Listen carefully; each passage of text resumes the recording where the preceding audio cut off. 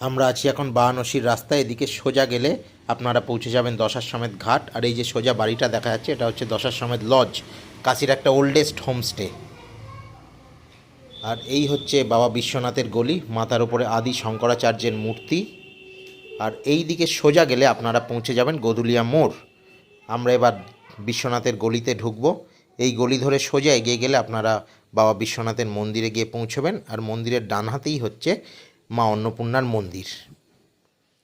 আর গলিতে ঢুকতেই গলির দুদিকে সার দিয়ে প্যাঁড়ার দোকান, মিষ্টির দোকান সব ভর্তি, সব বিকিকিনি চলছে এখন।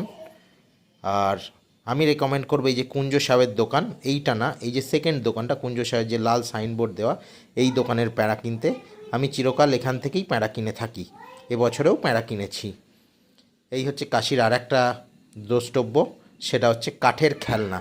বহু লোক কেনাকাটা করছে দেখতে পাচ্ছেন, আপনারাও কিনতে পারেন উপহার স্বরূপ।